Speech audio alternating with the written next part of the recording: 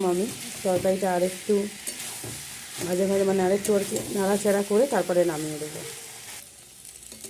তো বন্ধুরা, আমার সবজিটা একদম পুরো কমপ্লিট হয়ে গেছে। দেখো কত সুন্দর হয়েছে দেখতে। আর রেসিপিটা যদি ভালো লেগে থাকে তাহলে বেশি বেশি করে শেয়ার করো, কমেন্ট করো।